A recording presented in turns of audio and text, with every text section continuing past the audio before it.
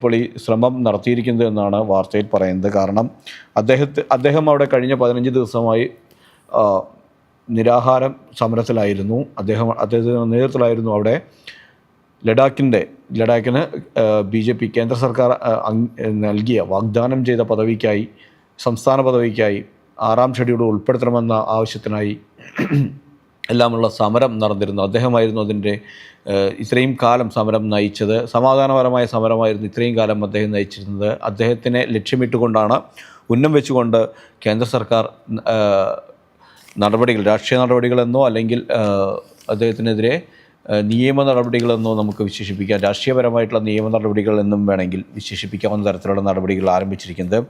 അദ്ദേഹത്തിൻ്റെ നേതൃത്വത്തിലുള്ള students education and cultural movement of ലഡാക്കിൻ്റെ അതിൻ്റെ FCRA ലൈസൻസാണ് ഇപ്പോൾ റദ്ദാക്കിയിരിക്കുന്നത്. അദ്ദേഹം ഏറെക്കാലം നമുക്കറിയാം, അദ്ദേഹത്തെക്കുറിച്ച് ഒരുപക്ഷെ നമുക്ക് കൂടുതൽ മനസ്സിലാക്കാൻ 3 Idiots എന്ന സിനിമയുടെ പ്രധാന കേന്ദ്രം അദ്ദേഹം തന്നെയാണ്. അദ്ദേഹത്തിൻ്റെ ജീവിതത്തെ ആസ്പദമാക്കിയാണ് 3 Idiots എന്ന സിനിമയിൽ പറയുന്നത്. അവസാനം ലഡാക്കിൽ എത്തിച്ചേരുന്നത് അദ്ദേഹത്തിലാണ്. അദ്ദേഹത്തെ ആണ് അത്രയും നമുക്ക് പരിചിതമായ വ്യക്തി കൂടിയാണ് അദ്ദേഹം. അതിനാൽ തന്നെ അദ്ദേഹത്തിനെതിരെയുള്ള ഈ നീക്കത്തിനെതിരെ പ്രതിഷേധവും ഒരുപോലെ തന്നെ ശക്തമായിട്ടുണ്ട്. ഇതിന് പിന്നിൽ കോൺഗ്രസ് ആണ് എന്നൊരു വാദവും BJP മുന്നോട്ട് വച്ചിരുന്നു. ഇദ്ദേഹത്തെ ഇളക്കി വിട്ടത് കോൺഗ്രസ് ആണ്. കാരണം കോൺഗ്രസ് BJPയുടെ ഓഫീസാണ് അവിടെ അഗ്നിക്കിരയാക്കിയത്. ഇതെല്ലാം കോൺഗ്രസിൻ്റെ പ്രവൃത്തിയാണ് എന്നാണ്. കഴിഞ്ഞ തിരഞ്ഞെടുപ്പിലെ ചരിത്രം കൂടി ഒന്ന് നോക്കേണ്ടതുണ്ട്. കഴിഞ്ഞ ലോക്സഭാ തിരഞ്ഞെടുപ്പിൽ BJPയുടെ 3ാം സ്ഥാനത്തിൽ ലഡാക്കിൽ പോയിരുന്നു. നേരത്തെ BJP വിജയിച്ചിരുന്ന സീറ്റ് കൂടിയായിരുന്നു. അതിന് പോകാൻ കാരണം ഇവർ നൽകിയ വാഗ്ദാനം പാലിച്ചില്ല എന്നതുകൊണ്ട് മാത്രമായിരുന്നു. അതുകൊണ്ടാണ് BJPക്ക് അവിടെ രാഷ്ട്രീയപരമായി വലിയ തിരിച്ചടി നേരിട്ടിരുന്നു. അതിനെല്ലാം ശേഷമാണ് ഇപ്പോൾ സോനത്തിനെ ലക്ഷ്യം വെച്ചുകൊണ്ടുള്ള ഈ നടപടി.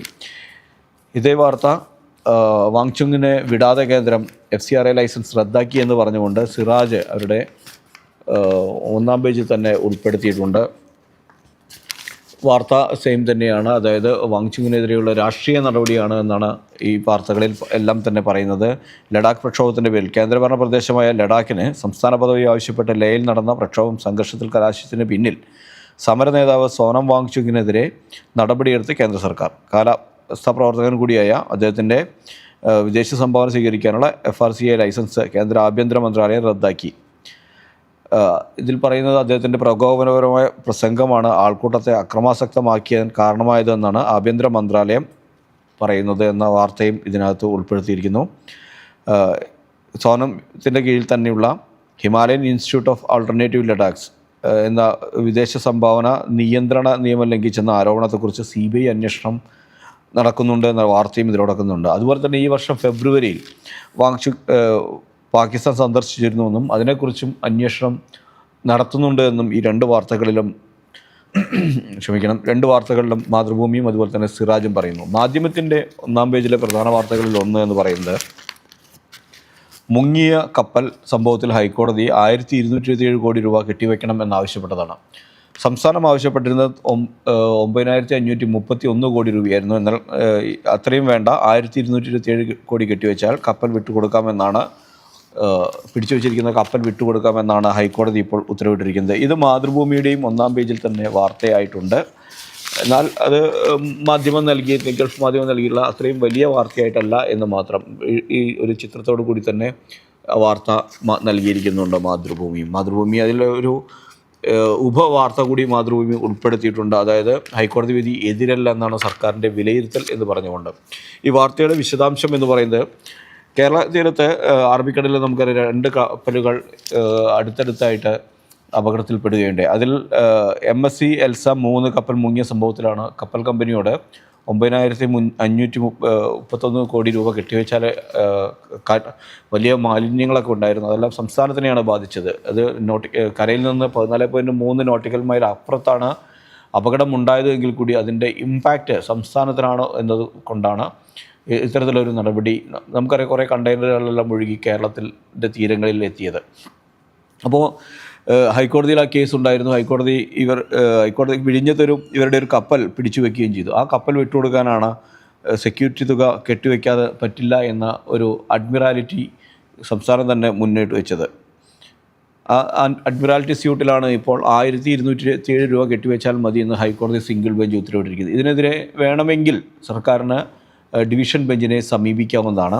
ഇപ്പോൾ ഇതിൽ മാതൃഭൂമി ഒരു ഉപവാർത്തയിൽ നൽകിയിരിക്കുന്നത് വേണമെങ്കിൽ ഡിവിഷൻ ബെഞ്ചിൽ അപ്പീൽ നൽകാമെന്നതിനപ്പുറം ഹൈക്കോടതി വിധി എതിരല്ലെന്നാണ് സർക്കാരിൻ്റെ വിലയിരുത്തൽ എന്നാണ്. അതായത് ഈ മുങ്ങിയത് കേരള തീരത്ത് നിന്ന് 14.5 നോട്ടിക്കൽ മൈൽ അപ്പുറത്താണ് എങ്കിൽ കൂടി സർക്കാരിന് ആയതുകൊണ്ട് അത് എക്കണോമിക്കൽ സംസ്ഥാനത്തിൻ്റെ പരിധിക്ക് പുറത്താണ്. അതുകൊണ്ട് സംസ്ഥാനത്തിന് ഒരു അഡ്മിറാലിറ്റി സ്യൂട്ട് ഫയൽ ചെയ്യാനോ അല്ലെങ്കിൽ നഷ്ടപരിഹാരം ആവശ്യപ്പെടാനോ സാധിക്കില്ല എന്നതായിരുന്നു കപ്പൽ കമ്പനികളുടെ വാദം. എന്നാൽ അത് ഹൈക്കോടതി അംഗീകരിച്ചില്ല. മറിച്ച് സംസ്ഥാന സർക്കാരിൻ്റെ വാദം, അതായത് ഇതിൻ്റെ ഇമ്പാക്റ്റ് ഉണ്ടായിരിക്കും സംസ്ഥാനത്തിനാണ്, കേരളത്തിനാണ് എന്ന വാദം അംഗീകരിച്ചിരിക്കുന്നു. അതുകൊണ്ട് തന്നെ അത് കേരളത്തിന് അനുകൂലമാണ് ഹൈക്കോടതി വിധി എന്നതാണ്, എതിരല്ല എന്നതാണ്. മാത്രമല്ല, ലഭ്യമായ വസ്തുക്കളുടെ അടിസ്ഥാനത്തിൽ ഇത്ര ഉയർന്ന തുക കണക്കാക്കാനാകില്ലെന്നും കോടതി വിലയിരുത്തി. എണ്ണ ചോർച്ചയുണ്ടായ പേരിൽ തൽക്കാലം 500 കോടി രൂപ സെക്യൂരിറ്റിയായി നൽകിയാൽ മതിയെന്നും നിർദ്ദേശിച്ചു. വലിയ തോതിൽ എണ്ണ ചോർന്നതിനെ തുടർന്ന് മത്സ്യബന്ധനത്തിന് പോയവർക്കെല്ലാം തന്നെ, മീൻ പിടിക്കുന്നവർക്കെല്ലാം തന്നെ ബുദ്ധിമുട്ടായിട്ടുണ്ടായിരുന്നു. കടൽ മലിനമായിട്ടുണ്ടായിരുന്നു. ഇതെല്ലാം കേരളത്തിനെയാണ് പ്രതികൂലമായി ബാധിച്ചത്. അതുകൊണ്ടാണ് ഇത്തരത്തിലൊരു വിധി ഹൈക്കോടതിയുടെ ഭാഗത്തു നിന്നും ഉണ്ടായിരിക്കുന്നത്.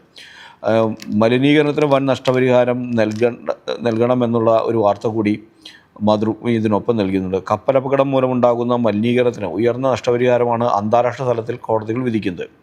മലിനീകരണം മാരിടൈം നിയമപ്രകാരമുള്ള ബാധ്യതയിലുള്ള നിയന്ത്രണം ബാധകമല്ല എന്നതിനാലാണിത്. 2021 സിംഗപ്പൂർ കപ്പൽ ശ്രീലങ്കൻ തീരത്ത് കത്തി മുങ്ങിയ സംഭവത്തിൽ ശ്രീലങ്കൻ സുപ്രീം കോടതി നഷ്ടപരിഹാരമായി കഴിഞ്ഞ ജൂലൈയിൽ ചുമത്തിയത് $1 ബില്യൺ, ഏകദേശം 88,000 കോടി രൂപയാണ്. മാരിടൈം വിദഗ്ധനായ ഡോക്ടർ വിജയ് മാത്യു പറഞ്ഞു. അങ്ങനെ അന്താരാഷ്ട്ര തലത്തിൽ ഇത്ര ചെറിയൊരു എമൗണ്ട് അല്ല, വലിയൊരു എമൗണ്ട് തന്നെയാണ് ചുമത്താറ് എന്ന ഒരു വാർത്ത കൂടി ഇതിനൊപ്പം ചേർത്തിരിക്കുന്നു. മാതൃഭൂമിയുടെ തന്നെ 1-ാം പേജിലെ ഒരു പടം നമുക്ക് അത് ഗൾഫ് മാധ്യമത്തിലുമുണ്ട് ഉൾപ്പെടുത്തിയിട്ടുണ്ട്. അതായത് ചരിത്രത്തിലാദ്യമായി സുബ്രതോ കപ്പ് മലയാളികൾ നേടിയെന്നാണ്, കേരളം നേടിയെന്നതാണ്. കേരളത്തിൽ നിന്ന് പോയ ഫറൂഖിൻ്റെ കുട്ടികളാണ് സുബ്രതോ കപ്പ് ചരിത്രത്തിലാദ്യമായി കേരളത്തിലേക്ക് എത്തിച്ചത്. നമ്മുടെ കുട്ടികളെ ഓർത്ത് നമുക്ക് അഭിമാനിക്കാം. 2-0 അവർ ഫൈനൽ വിജയിച്ചത്. ഉത്തരാഖണ്ഡിലെ അമ്യൂണിറ്റി CBSE സ്കൂളിനെയാണ് ഇവർ ഫൈനലിൽ പരാജയപ്പെടുത്തിയത്. ഡൽഹിയിൽ നടന്ന ഫൈനലിൽ അവരാഘോഷിക്കുന്ന പടമാണ് രണ്ടുപേരും നൽകിയിരിക്കുന്നത്. ഒന്നിൽ ഗോൾ അടിച്ച ശേഷം ആഘോഷിക്കുന്ന പടമാണ് മാതൃഭൂമി നൽകിയതെങ്കിൽ കപ്പ് ലഭിച്ചതിന് ശേഷമുള്ള ആഘോഷത്തിൻ്റെ പടമാണ് ഗൾഫ് മാധ്യമം നൽകിയിരിക്കുന്നത്. സുബ്രതോ മുഖർജി കപ്പ് കേരളത്തിന്, ഇത് സിറാജ് സ്പോർട്സ് പേജിലാണ് നൽകിയിരിക്കുന്നത്. പക്ഷേ അതിനൊരു രസമുള്ള ഒരു തലക്കെട്ട് തന്നെ സിറാജ് നൽകിയിട്ടുണ്ട്. സുബ്രതോ കപ്പിന് പകരം പിള്ളേര് പൊളിയാണ് എന്നാണ് സിറാജ് ഉൾപേജിൽ സ്പോർട്സ് പേജിൽ നൽകിയിരിക്കുന്നത്. പിള്ളേര് പൊളിയാണ് എന്ന ഒരു നാടൻ ശൈലിയിലുള്ള തലക്കെട്ട് നൽകിക്കൊണ്ടാണ് ഉൾപേജിലാണെങ്കിൽ കൂടി സുബ്രതോ കപ്പിൻ്റെ വിജയം ആഘോഷിച്ചിരിക്കുന്നത്. അതേസമയം തന്നെ സ്പോർട്സ് പേജിലേക്ക് വരുമ്പോൾ സുബ്രതോയിൽ കേരളം എന്ന് നേരിട്ട് മാതൃഭൂമി അടിച്ചപ്പോൾ ഗൾഫ് മാധ്യമത്തിൻ്റെ തലക്കെട്ട് കുറച്ചുകൂടെ രസകരമാണ്. സ്പോർട്സ് പേജിലെ ഏറ്റവും മികച്ച വാർത്തയായിട്ട്, ഏറ്റവും വലിയ വാർത്തയായും അവർ ഉൾപ്പെടുത്തിയത് സുബ്രതോ കപ്പ് നേട്ടമാണ്. സൂപ്പർ ദ കപ്പ് എന്നാണ് സുബ്രതോ കപ്പിനെ അവർ എഴുതിയിരിക്കുന്നത്. സുബ്രതോ കപ്പിനെ ഒരു വേറെ രീതിയിൽ വെറൈറ്റിയായി അല്ലെങ്കിൽ ന്യൂജൻ ഭാഷയിൽ എഴുതിക്കൊണ്ട് അതിന് വേണ്ട പ്രാധാന്യത്തോടു കൂടി തന്നെ അവിടെയും ഒരു ചിത്രമുണ്ട്. ഗോൾ ആഘോഷിക്കുന്ന ചിത്രമാണ് ഉള്ളത്. അങ്ങനെ 6.5 പതിറ്റാണ്ടിൻ്റെ കാത്തിരിപ്പിന് കേരളത്തിൻ്റെ കുട്ടികൾക്ക്, കേരളത്തിലെ ഫറൂഖിലെ അണ്ടർ-17 കുട്ടികൾ അവസാനം കുറിച്ചിരിക്കുന്നു, കിരീടം സമ്മാനിച്ചിരിക്കുന്നു എന്ന് പറഞ്ഞുകൊണ്ട് വാർത്ത വളരെ പ്രാധാന്യത്തോടു കൂടി നൽകിയിരിക്കുന്നു. 1-ാം പേജിൽ ഉള്ള മാതൃഭൂമിയുടെ മറ്റൊരു വാർത്ത സംസ്ഥാന സർക്കാരിൻ്റെ ഒരു നടപടിക്കെതിരെയാണ്. അതായത് യോഗേഷ് ഗുപ്തയെ വീണ്ടും വകുപ്പ് മാറ്റി അല്ലെങ്കിൽ ഡിപ്പാർട്ട്മെൻറ്റ് മാറ്റി എന്ന വാർത്തയാണ് നൽകിയിരിക്കുന്നത്. യോഗേഷ് ഗുപ്ത അദ്ദേഹം അഗ്നിരക്ഷാസേനയുടെ തലവനായിരുന്നു. അവിടെ നിന്ന് അഗ്നിരക്ഷാ മേധാവി സ്ഥാനത്തേക്ക് നിതിൻ അഗർവാളിനെ മാറ്റി പ്രതിഷ്ഠിച്ചിരിക്കുന്നു. യോഗേഷ് ഗുപ്തയെ നമുക്കറിയാം സംസ്ഥാന സർക്കാരിന് ഒട്ടും ഇഷ്ടമില്ലാത്ത ഒരു ഉദ്യോഗസ്ഥനായി തുടരുകയാണ്. അദ്ദേഹം കേന്ദ്ര ഡെപ്യൂട്ടേഷനിലേക്ക് പോകാനുള്ള NOC ആവശ്യപ്പെട്ടിട്ട് ഇതുവരെ നൽകിയിട്ടില്ല. അതിനെതിരെ അദ്ദേഹം കാറ്റിൽ സെൻട്രൽ അഡ്മിനിസ്ട്രേഷൻ ഓഫ് ട്രിബ്യൂണൽ പരാതി നൽകിയിട്ടുണ്ട്. ആ സർക്കാരിൻ്റെ മുഖ്യമന്ത്രിയുടെ പോർട്ടലിൽ പരാതി നൽകി. എന്നിട്ട് പോലും അദ്ദേഹത്തിന് ഇതുവരെയും NOC നൽകാൻ സംസ്ഥാന സർക്കാർ തയ്യാറായിട്ടില്ല. ഇതിന് 2 കാരണങ്ങളാണുള്ളത്. ഒന്ന്, PP ദിവ്യ, കണ്ണൂരിലെ PP ദിവ്യക്കെതിരെ വിജിലൻസ് അന്വേഷണത്തിന് ഉത്തരവിട്ടു. അദ്ദേഹം വിജിലൻസ് മേധാവിയായിരിക്കുമ്പോൾ വിജിലൻസ് അന്വേഷണത്തിന് ഉത്തരവിട്ടു എന്നതും ആണ് അതിലൊരു പ്രധാനപ്പെട്ട കാര്യം. പിന്നൊന്ന്, കിഫ്ബിയുടെ ഫയലുകൾ ആരുടെ ചോദിക്കാതെ അദ്ദേഹം വിജിലൻസ് മേധാവിയായിരിക്കെ കൈമാറിയത്, അന്വേഷണത്തിന് CBIക്ക് കൈമാറിയ തരത്തിലുള്ള വാർത്തകളുണ്ടായിരുന്നു. ഇതെല്ലാമാണ് അദ്ദേഹത്തിനെ അനഭിമതനാക്കിയത്. അതുകൊണ്ട് തന്നെ അദ്ദേഹത്തിന് അടിക്കടി അർഹതപ്പെട്ട സ്ഥാനങ്ങൾ നൽകാതിരിക്കുകയോ അല്ലെങ്കിൽ വകുപ്പ് മാറ്റുകയോ ചെയ്യുന്നു എന്നതാണ് പറയുന്നത്. മാതൃഭൂമിയുടെ 1-ാം പേജിൽ തന്നെയുള്ള മറ്റൊരു വാർത്ത, CPIയുടെ തലപ്പത്ത് D രാജ തുടരും എന്ന് തന്നെയാണ്. അദ്ദേഹത്തിന് മാത്രം പ്രായത്തിൽ ഇളവ് നൽകിക്കൊണ്ട് ചണ്ഡീഗഡിൽ നടന്ന പാർട്ടി കോൺഗ്രസ് 25ാം പാർട്ടി കോൺഗ്രസ്സിൽ അദ്ദേഹത്തിന് വലിയ ശക്തമായ കേരള ഘടകത്തിൻ്റെ അടക്കം ശക്തമായ എതിർപ്പിനെ മറികടന്നുകൊണ്ട് D രാജയ്ക്ക് വീണ്ടും ജനറൽ സെക്രട്ടറി സ്ഥാനത്തിരിക്കാൻ സാധിച്ചു എന്ന വാർത്ത ഉണ്ട്. മാതൃഭൂമിയുടെ ഫ്രണ്ട് പേജിൽ തന്നെയുള്ള മറ്റൊരു വാർത്ത, പറയാതെ പോകാൻ ആകില്ല, ഞങ്ങളുണ്ട് കയറി വാ എന്ന് പറഞ്ഞുകൊണ്ട് അടിയിലാണ് നൽകിയിരിക്കുന്നത്. ഈ നൽകിയിരിക്കുന്ന സാധാരണഗതിയിൽ പരസ്യം വരുന്ന അവിടെ ഒരു വാർത്ത നൽകിയിരിക്കുന്നു. എന്തുകൊണ്ട് എന്ന് ചോദിച്ചു കഴിഞ്ഞാൽ ആ വാർത്തയ്ക്ക് വലിയ പ്രാധാന്യമുണ്ട് എന്ന് പറയാൻ കാരണം, ആറ്റിങ്ങലിലെ പോലീസ് സ്റ്റേഷൻ SIയും അവിടുത്തെ ഒരു CPOയും ചേർന്ന ഒരു പയ്യനെ ആത്മഹത്യയിൽ നിന്ന് പിന്തിരിപ്പിച്ചു കൊണ്ടുവന്ന വാർത്തയാണുള്ളത്. പ്രണയനൈരാശ്യത്തെ തുടർന്നാണ് ആ പയ്യൻ ആത്മഹത്യയ്ക്ക് ശ്രമിച്ചത്. 23 വയസ്സേ ഉള്ളൂ. അദ്ദേഹം അയലം പാലത്തിൽ നിന്ന് വെള്ളത്തിലേക്ക് വാമനപുരം പുഴയിലേക്ക് ചാടാൻ ശ്രമിക്കുന്നതിനിടെ നാട്ടുകാർ അറിയിച്ചതിനെ തുടർന്നാണ് പോലീസ് അവിടെ എത്തിയത്. ഈ SI ആളുകളെല്ലാം മാറ്റിയതിന് ശേഷം അവൻ്റെ പയ്യൻ്റെ അടുത്ത് പോയി സംസാരിക്കുകയും അനുനയിപ്പിച്ച് ഞങ്ങളുണ്ട്, എന്ത് പ്രശ്നമുണ്ടെങ്കിലും ഞങ്ങൾ പരിഹരിച്ച് തരാം എന്നൊരു വാക്ക് പറഞ്ഞുകൊണ്ട് ആ പയ്യനെ അനുനയിപ്പിച്ചുകൊണ്ട് കൊണ്ടുവരികയായിരുന്നു. അങ്ങനെ കൊണ്ടുവന്ന് അദ്ദേഹത്തിനെ സ്റ്റേഷനിൽ കൊണ്ടുപോവുകയും അവർ സംസാരിച്ച് സമാധാനപരമായ രീതിയിൽ അദ്ദേഹത്തെ വീട്ടുകാരുടെ കൂടെ പറഞ്ഞയക്കുകയും ചെയ്തു. പറഞ്ഞയക്കുമ്പോൾ തിരിഞ്ഞു പോകുമ്പോൾ ആ പയ്യൻ പറഞ്ഞൊരു കാര്യം കൂടി ഇവർ ഉൾപ്പെടുത്തിയിരിക്കുന്നു. ഇനി ഞാൻ ഒരിക്കലും ആത്മഹത്യയ്ക്ക് ഒരുങ്ങില്ല, എനിക്ക് പോലീസാകണമെന്നായിരുന്നു. അത്രയും നമ്മൾ ഇപ്പോൾ കഴിഞ്ഞ കുറേ ദിവസങ്ങളിൽ പോലീസ് പീഡിപ്പിച്ചു തുടങ്ങിയുള്ള വാർത്തകളാണ് നമ്മൾ കേൾക്കാറ്. എന്നാൽ അതെല്ലാം മാറിക്കൊണ്ട് പോലീസിൻ്റെ നന്മകളുടെ വാർത്തകളും പുറത്തു വരുന്നുണ്ട് എന്നത് ഏറ്റവും വലിയ ശ്രദ്ധേയമായ കാര്യമാണ്. നമ്മൾ ഒരിക്കൽ കൂടി ഓർമ്മിപ്പിക്കുകയാണ്, ആത്മഹത്യ ഒന്നിനും ഒരു പരിഹാരമല്ല. പ്രശ്നങ്ങൾക്ക് പരിഹാരം കണ്ടെത്താം, അല്ലാതെ ആത്മഹത്യ എന്നത് ഒരു പരിഹാരമല്ല. ഈ പോലീസ് ഉദ്യോഗസ്ഥൻ അദ്ദേഹം ASI മുരളീധരൻ പിള്ളയും SI ജിഷ്ണുവും ചേർന്നാണ്. ജിഷ്ണു ഈ പയ്യനോട് പറഞ്ഞത്, ഇത് വെള്ളത്തിലേക്ക് ചാടിക്കഴിഞ്ഞാൽ അടിയിൽ തട്ടിക്കഴിഞ്ഞാൽ എന്ത് സംഭവിക്കുമെന്നായിരുന്നു പറഞ്ഞു കൊടുത്തത്. അങ്ങനെയാണ് അദ്ദേഹത്തെ മടക്കി കൊണ്ടുവന്നത്. ഏതായാലും ഒരു നിമിഷത്തിൻ്റെ ചിന്തയിലുണ്ടാകുന്ന ചില ചാബല്യത്തിലുണ്ടാകുന്ന ഒരു ശ്രമമാണ് ആത്മഹത്യയ്ക്കുള്ള ഇത്. അങ്ങനെ ആത്മഹത്യ ചെയ്യരുത്, പകരം നിങ്ങളൊരു കൗൺസിലിംഗ് തേടുന്നത് നല്ലതായിരിക്കുമെന്നാണ് ഞങ്ങൾക്ക് പറയാനുള്ളത്. ആത്മഹത്യ ഒന്നിനും ഒരു പരിഹാരമല്ല എന്ന കാര്യം ഒരിക്കൽ കൂടി ഓർമ്മിപ്പിക്കുന്നു. നമുക്ക് പത്രങ്ങളുടെ ഉൾപേജിലേക്ക് പോകാം. മുഖപ്രസംഗം എടുക്കുകയാണെങ്കിൽ ഇന്ന് 2 പത്രങ്ങൾ, സിറാജും മാതൃഭൂമിയും അതിൻ്റെ മുഖപ്രസംഗത്തിന് വാർത്തയാക്കിയിരിക്കുന്നത് ഒന്ന് തന്നെയാണ്, ലഡാക്ക് തന്നെയാണ്. ലഡാക്കിൽ എന്തുകൊണ്ട് ഇത് സംഭവിക്കുന്നു എന്നതാണ് മാതൃഭൂമിയും സിറാജും വാർത്തയാക്കിയത്. ലഡാക്കിൻ്റെ നിരാശകൾ എന്നാണ് മാതൃഭൂമി അതിന് പേര് കൊടുത്തിരിക്കുന്നത് എങ്കിൽ സിറാജ് ആകട്ടെ ലഡാക്കിൻ്റെ സംബന്ധിച്ചുള്ള മുഖപ്രസംഗത്തിന് പേര് കൊടുത്തിരിക്കുന്നത് ലഡാക്ക് പ്രശ്നത്തിൻ്റെ മർമ്മം എന്ന പേരിലാണ്. അതായത് എന്താണ് ലഡാക്കിൻ്റെ പ്രശ്നം എന്നത് സംബന്ധിച്ചാണ് ഇത് വ്യക്തമായി എഴുതിയിരിക്കുന്നത്. ഒരു ചതിയുടെ അല്ലെങ്കിൽ ഒരു പറഞ്ഞു പറ്റിക്കലിൻ്റെ കഥ ഇതിൻ്റെ പിന്നിലുണ്ട് എന്നാണ് എഡിറ്റോറിയൽ നമ്മളെ ഓർമ്മിപ്പിക്കുന്നത്. കാരണം കശ്മീരിനുള്ള പ്രത്യേക പദവി എടുത്തു കളഞ്ഞുകൊണ്ട് ജമ്മു കശ്മീരിനെ 3ആയി വിഭജിച്ചപ്പോൾ, അതായത് 2ആയി വിഭജിച്ചപ്പോൾ, ലഡാക്കും ലേയും ഒന്നും ഒരുമിച്ചും ജമ്മു കശ്മീരിനെ വേറെയുമായി നിലനിർത്തിയപ്പോൾ ലഡാക്കിന് കൊടുത്ത കേന്ദ്രഭരണ പ്രദേശത്തിനൊപ്പം തന്നെ അവർക്ക് വലിയ വാഗ്ദാനങ്ങൾ നൽകിയിരുന്നു. ആ വാഗ്ദാനങ്ങൾ പാലിക്കാതെ പോയതിൻ്റെ ഒരു പ്രശ്നമാണ് പറയുന്നത്. ഒപ്പം തന്നെ എന്തുകൊണ്ടാണ് അവിടുത്തെ യുവജനങ്ങൾ സമരത്തിന് ഇറങ്ങിയത് എന്ന കാര്യത്തെക്കുറിച്ച് വിശദീകരിക്കുകയാണ് ഈ എഡിറ്റോറിയലുകളിലുള്ളത്. അതായത് തൊഴിലവസരങ്ങൾ കുറഞ്ഞുപോയി, തൊഴിലവസരങ്ങൾ ഇല്ലാതെ പോയി, അവിടെയുള്ള യുവജനങ്ങൾക്ക് തൊഴിലില്ലാതെ അവർ കഷ്ടപ്പെടുന്നു, ഇത്രയേറെ പഠിച്ചിട്ടും കഷ്ടപ്പെടുന്നു. ഇതാണ് അവിടെയുള്ള വിദ്യാഭ്യാസ പ്രവർത്തകരെയായാലും ശരി, പരിസ്ഥിതി പ്രവർത്തകരെയായാലും ശരി, സാമൂഹ്യ പ്രവർത്തകരെ എല്ലാം തന്നെ നിരത്തിലേക്ക് ഇറക്കിയത്, ഈ സമരരംഗത്തേക്ക് ഇറക്കിയത് എന്ന കാര്യം ഓർമ്മിപ്പിക്കുകയാണ് ക്ഷമിക്കണം ഈ മുഖപ്രസംഗങ്ങൾ. ജനാധിപത്യ ഭരണത്തിനായുള്ള അഭിവാജ്ഞ ലഡാക്ക് ജനതയിൽ കലശലായിരിക്കുന്നത് കാണാതിരിക്കാനാവില്ല. അതാണ് മാതൃഭൂമി പറഞ്ഞിരിക്കുന്ന ഒരു വാക്ക്. തൊഴിലില്ലായ്മയാണ് മറ്റൊരു വ്യസനം. ഭരണഘടനയുടെ 6-ാം ഷെഡ്യൂളിൽ ഉൾപ്പെടുത്തിയില്ലെങ്കിൽ മേഖലയുടെ സ്വത്വവും തദ്വാര ഭൂമിക്കും പ്രകൃതിക്കും മേലുള്ള ജനതയുടെ പിടിയും കൈമോശം വരുമെന്നും ഭയമുണ്ട്. പ്രാദേശിക ജനതയുടെ രാഷ്ട്രീയവും സ്വത്വപരവുമായ ആവലാതികളെ ദീർഘകാലം അവഗണിക്കുന്നത് ബുദ്ധിയല്ല. ജനങ്ങൾ അവിടെ നമുക്കറിയാം 6th ഷെഡ്യൂളിൻ്റെ ഒരു പ്രത്യേകത എന്ന് പറയുന്നത് ഗോത്ര വിഭാഗക്കാർക്കുള്ള നൽകുന്ന പ്രത്യേക ഇതാണ്. നമ്മുടെ നോർത്ത് ഈസ്റ്റിനെല്ലാം ആ പദവി നൽകിയിട്ടുണ്ട്.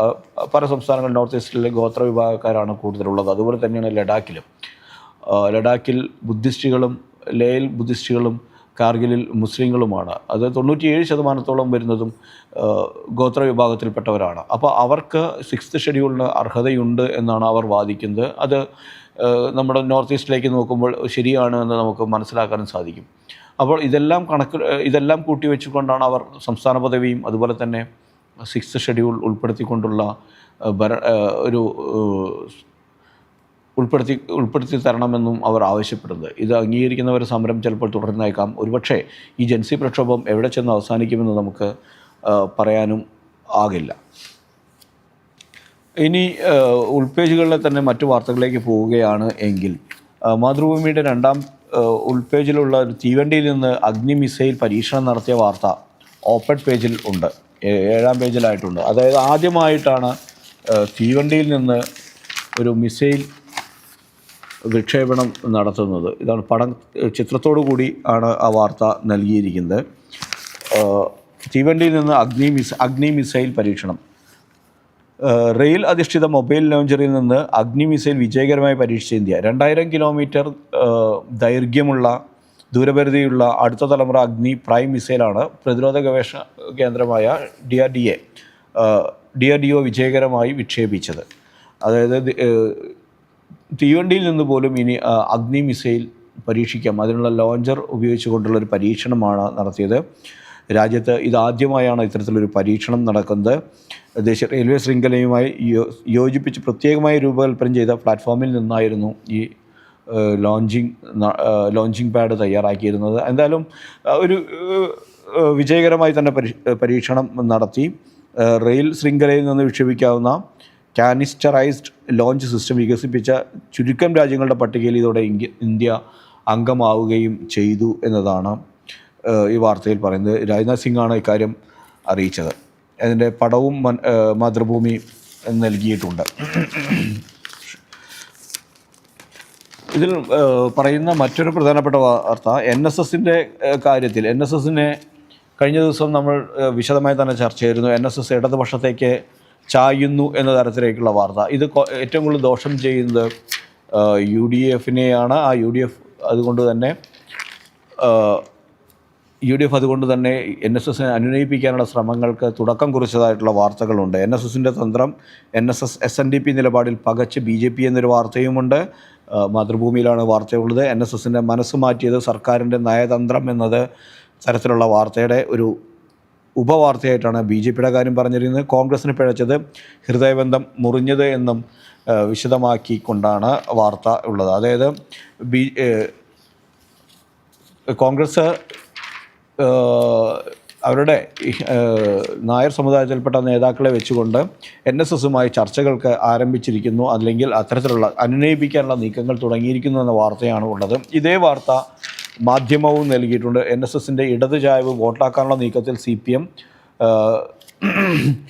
എന്ന് പറഞ്ഞുകൊണ്ട് NSSൻ്റെ വാർത്ത ഇന്നും നൽകിയിട്ടുണ്ട്. അതായത് NSSൻ്റെ ഈ ചായ്വ് വരുന്ന തദ്ദേശ സ്വയംഭരണ തെരഞ്ഞെടുപ്പിലും നിയമസഭാ തെരഞ്ഞെടുപ്പിലും വോട്ടാക്കി മാറ്റാമെന്നാണ് CPM ശ്രമിക്കുന്നത്. അതുവരെ നിലനിൽക്കുമോ എന്ന കാര്യം എന്നത് വേറെ വിഷയം. കാരണം കഴിഞ്ഞ ദിവസം മാതൃഭൂമിക്ക് നൽകിയ അഭിമുഖത്തിൽ സുകുമാരൻ നായർ പറഞ്ഞത് അവസാനത്തെ 24 മണിക്കൂറിൽ ഉണ്ടാകുന്ന ഏതൊരു ചലനവും വോട്ടർമാരെ സ്വാധീനിക്കുമെന്നാണ്. അതുകൊണ്ട് തന്നെ ഇതിൽ ഒരു ഇപ്പോഴത്തെ ഈ നിലപാട് അവസാനം വരെ നിലനിൽക്കുമെന്ന് പറയാറായിട്ടില്ല.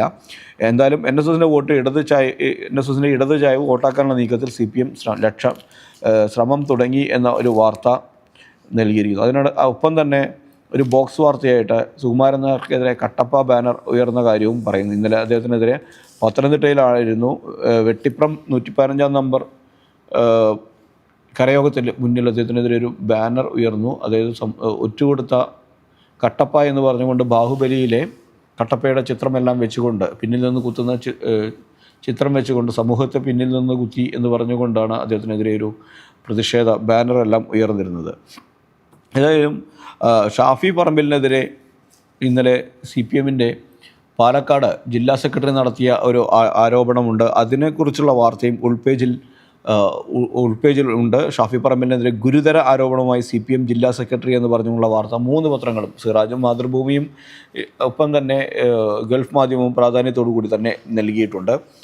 അതായത് കഴിഞ്ഞ ദിവസം അദ്ദേഹം CPMൻ്റെ ജില്ലാ സെക്രട്ടറി പറഞ്ഞത് രാഹുലിൻ്റെ ഹെഡ് മാഷാണ് ഷാഫി പറമ്പിലെന്നാണ്. അതായത് ഭംഗിയുള്ള ആരെങ്കിലും കണ്ടു കഴിഞ്ഞാൽ അപ്പോൾ ബാംഗ്ലൂരിലേക്ക് ട്രിപ്പ് അടിക്കാം എന്ന് ചോദിക്കുന്ന ഒരു ഹെഡ് മാഷാണ് ഷാഫി പറമ്പിലെന്ന അധിക്ഷേപമാണ്, ആരോപണമല്ല. അതൊരു അധിക്ഷേപമായിട്ടാണ് നമുക്കിപ്പോൾ കാണാൻ സാധിക്കുള്ളൂ. അധിക്ഷേപമായിട്ടാണ് പറഞ്ഞത്. എന്നാൽ ഷാഫി അതിനെപ്പറ്റി പറഞ്ഞത് അത് അധിക്ഷേപമെന്ന് തന്നെ പറയണം. ഇതിനെതിരെ നടപടികൾ സ്വീകരിക്കുന്ന കാര്യം കോൺഗ്രസ് ആലോചിക്കുന്നതിനിടയിൽ ജില്ലാ സെക്രട്ടറി നിലപാട് ഞാനൊരിക്കലും ഷാഫി എന്ന് പറഞ്ഞിട്ടില്ല എന്ന രീതിയിൽ മാറിയെങ്കിലും മുനവർ അലി തങ്ങളടക്കമുള്ളവർ, VD സതീശനും മുനവർ അലി തങ്ങളടക്കമുള്ളവർ ഇത്തരത്തിൽ നടത്തുന്ന പ്രതികരണത്തിനെതിരെ രൂക്ഷമായ ഭാഷയിൽ തന്നെ വിമർശനവുമായി രംഗത്തെത്തിയിരുന്നു. ലീഗ് അടക്കമുള്ളവർ ശക്തമായ ഭാഷയിലാണ് ഈ നിലപാടിനെ വിമർശിച്ചത്. ഇതാണോ CPMൻ്റെ തിരഞ്ഞെടുപ്പ് സ്ട്രാറ്റജി എന്ന് ഷാഫി പറമ്പിലും ചോദിച്ചിരുന്നു. ഇത് സംബന്ധിച്ചുള്ള വാർത്തയാണ് ഈ 3 പത്രങ്ങളിലുമുള്ളത്. അതിൽ മാധ്യമം അതിനെ എഴുതിയിരിക്കുന്ന ഷാഫി പറമ്പിലിനെതിരെ ഗുരുതര ആരോപണവുമായി CPM ജില്ലാ സെക്രട്ടറി വിവാദമായപ്പോൾ പേര് പറഞ്ഞിട്ടില്ലെന്ന് വിശദീകരണം എന്ന് പറഞ്ഞുകൊണ്ടാണ് വാർത്ത നൽകിയിരിക്കുന്നത്. ഏതായാലും പ്രസ്താവന വിവാദമായതോടെ വിശദീകരണമായി EN സുരേഷ് ബാബു, അതായത് പാർട്ടി ജില്ലാ സെക്രട്ടറി രംഗത്ത് വന്നു. താൻ പേര് പറഞ്ഞിട്ടില്ല. സത്യം പറഞ്ഞാൽ അതിശയം തോന്നുകയാണ്. ഒരാളെ നന്നായി കണ്ടാൽ ഹെഡ് മാഷ് ബാംഗ്ലൂരിലേക്ക് ട്രിപ്പ് അടിക്കുകയല്ലേ എന്ന് ചോദിക്കുന്നു. ഇതാണ് അദ്ദേഹം ചോദിച്ച വാക്കെന്നും അദ്ദേഹത്തിന് പറഞ്ഞ വാക്കുകൾ കോട്ട് ചെയ്തുകൊണ്ട് തന്നെ ഗൾഫ് മാധ്യമം റിപ്പോർട്ട് ചെയ്തിരിക്കുന്നു. ഗൾഫ് മാധ്യമത്തിൽ തന്നെയുള്ള മറ്റൊരു വാർത്തയാണ് പോലീസ് ക്യാമ്പിൽ ഒരു യുവതിയുടെ പിറന്നാൾ ആഘോഷം റീൽസ് ചിത്രീകരിക്കുകയും അവസാനം പണി മേടിക്കുകയും ചെയ്തതിൻ്റെ വാർത്തയാണ്. കണ്ണൂരിലാണ് സംഭവം. യുവതിയെ അടക്കം പോലീസ് ക്യാമ്പിൻ്റെ ഉള്ളിൽ കടക്കുകയും അവിടെ ബർത്ത്ഡേ ആഘോഷത്തിൻ്റെ റീൽ ഷൂട്ട് ചെയ്യായിരുന്നു. ഒരു യുവതിയുമുണ്ട്. യുവതിയുടെ പേര് ധന്യ എന്നാണ് മനസ്സിലാകുന്നത്. അതെ, ധന്യ എന്ന യുവതിയുടെ പിറന്നാൾ ആഘോഷമാണ്. ഈ മാസം 16-നായിരുന്നു സംഭവം. ഈ സുഹൃത്തുക്കളും ചേർന്ന് അകത്ത് കയറി വാഹനത്തിൻ്റെ പിന്നിൽ കുറച്ച് യുവാക്കൾ ഒളിച്ചിരിക്കുന്നു. യുവതി വരുമ്പോൾ പെട്ടെന്ന് ഓടി മുന്നോട്ട് കയറുന്നു. എന്നിട്ട് കേക്ക് മുറിച്ച് ആഘോഷിക്കുന്നു. ഈ റീല് ചിത്രീകരിച്ചിട്ട് 9-10 ദിവസമായി. ഈ റീലാണ് ഇപ്പോൾ വിവാദമായിരിക്കുന്നത്. പോലീസ് സേനയ്ക്ക് കളങ്കം വരുത്തി എന്ന് പറഞ്ഞുകൊണ്ടാണ് ഇപ്പോൾ ആ റീല് പോലീസ് സേന പരാതി എടുത്തിരിക്കുന്നത്. ടൗൺ പോലീസാണ് കേസെടുത്തിരിക്കുന്നത്. യുവതി ഉൾപ്പെടെ കണ്ടാൽ അറിയാവുന്ന 5 പേർക്കെതിരെയാണ് ടൗൺ പോലീസ് കേസെടുത്തത്. സുരക്ഷാ വീഴ്ചയാണെന്ന് ചൂണ്ടിക്കാട്ടി പോലീസ് രഹസ്യാന്വേഷണ വിഭാഗം DGPക്ക് റിപ്പോർട്ടും നൽകിയിട്ടുണ്ട്. ഇവർ ക്യാമ്പിനകത്ത് എങ്ങനെ കയറിയെന്ന് ചോദിച്ചാൽ കയറാൻ നേരത്തെ പോലീസുകാരോട് പറഞ്ഞത് ഞങ്ങൾ പോലീസുകാരാണെന്ന് പറഞ്ഞിട്ടാണ് ഇവർ അകത്ത് കയറിയത് എന്നുമുണ്ട്. അപ്പോൾ ഇത്തരത്തിൽ റീൽ എടുക്കുന്നതൊക്കെ കൊള്ളാം. റീലെല്ലാം നല്ലതാണ്. റീല് മില്യൺ വ്യൂ ഒക്കെ കിട്ടുമ്പോൾ നല്ലതാണ്. പക്ഷേ ഇത്തരത്തിൽ അതിക്രമിച്ച് കയറി പോലീസ് സ്റ്റേഷനിലും എല്ലാം കയറി എവിടെയും റീൽ എടുക്കുക എന്ന് ഒരു രീതിയിലേക്ക് മാറുന്നുണ്ട്. അത് ഇത്തരത്തിലുള്ള കേസിനും പൊല്ലാപ്പിനും വഴിവെക്കുമെന്ന കാര്യം കൂടി ഓർത്താൽ നല്ലത്. ഏതായാലും ഇത്രയുമാണ് ഇന്നത്തെ പത്രങ്ങളിലുള്ള പ്രധാനപ്പെട്ട വാർത്തകൾ. 3 പത്രങ്ങൾ അനലൈസ് ചെയ്യുമ്പോൾ വാർത്തകൾ കുറേ ഉണ്ട് എങ്കിൽ കൂടി ഏറ്റവും പ്രധാനപ്പെട്ട വാർത്തകളാണ് ഞങ്ങൾ ഈ വാർത്ത പ്രസ്സിലൂടെ നിങ്ങളിലേക്ക് എത്തിക്കുന്നത്. ഒപ്പം ഒരു കാര്യം കൂടി പറഞ്ഞുകൊണ്ട് അവസാനിപ്പിക്കുകയാണ്. ഏഷ്യ കപ്പിൽ ഒരു ഇന്ത്യ-പാക് മത്സരം കൂടി വരാൻ പോകുന്നു. അത് ഫൈനലാണ്. തീപാറുന്ന ഫൈനൽ തന്നെയാകുമെന്ന് ഉറപ്പിക്കാം. കഴിഞ്ഞ 2 കളികളും ലീഗിലും ഗ്രൂപ്പ് അടിസ്ഥാനത്തിലുണ്ടായ മത്സരത്തിലും സൂപ്പർ 4ലും ഇന്ത്യ പാകിസ്ഥാനെ തോൽപ്പിച്ചിരുന്നു. 2 മത്സരങ്ങളും വിവാദമായി. ഇനി 3ാമത് ഫൈനലിൽ എത്തിയിരിക്കുന്നു. ഇന്നലെ ബംഗ്ലാദേശിനെ 11 റൺസിന് തോൽപ്പിച്ചാണ് പാകിസ്ഥാൻ ഫൈനലിലേക്ക് എത്തിയത്. അപ്പോൾ ഇത്രയുമാണ് ഇന്നത്തെ വാർത്ത. ദ പ്രസ് ഇവിടെ സമാപിക്കുകയാണ്. നാളത്തെ പത്രങ്ങളുമായി വീണ്ടും കാണാം. അതുവരെ നന്ദി, നമസ്കാരം.